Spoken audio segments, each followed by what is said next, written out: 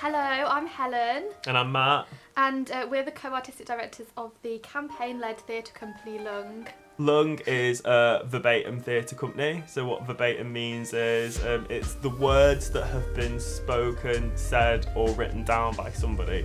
And we use those words. We work very collaboratively in a co-creative way with different individuals or communities or groups to kind of platform their story and amplify their voice and make hidden voices heard. The reason I really like doing verbatim theatre is you don't really need very much to do it. We started with our phones, so you just press record on your phone. And the process is that we interview them, ask them lots of questions about the theme or the idea. Often they'll start talking about something else and we let the conversation go off on tangents because actually we might start off thinking we're making a play about one thing and they're actually interested in making a play about something else. So we really listen to them.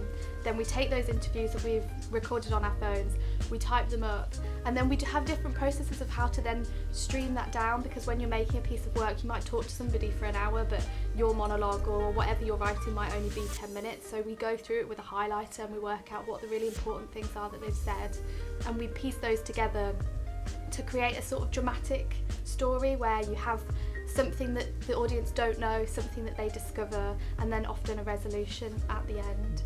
So it's quite a good way of starting off, doesn't it? Because when you have that blank piece of paper at the beginning of a process, it means that it's not just all on you to think of the idea, you can go out there and find it in other people. I think whenever you make a piece of verbatim theatre or any piece of work, 3 questions that we always come back to are why this play, why now, and why me? So why this play is why do you want to tell this story about football, for example, or whatever you choose? What's the reason that you want to tell this story? Why now is why are we telling this story at this point in time? Am I making a comment on politics or society or what life is right now at this moment?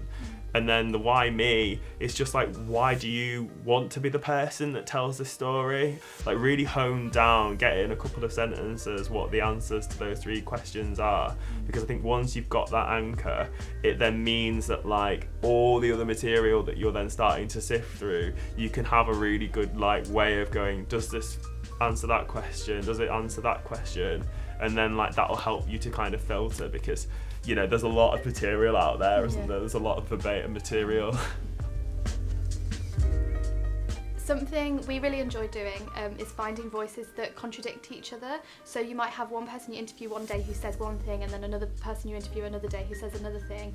And sometimes we merge characters together with their consent to create a new character. So you might have 2 voices that you've interviewed separately, but it might be a nice way of creating a conflict within someone's own mind if you're writing a monologue or a piece that's a solo piece, because people aren't always just one thing. So to have that conflict and that debate within a text can be really dramatically interesting. So it's not just I think this and that's absolutely true, it's I think this but also maybe I think this and it could be this but it also could be this, because as soon as you have that conflict you have drama.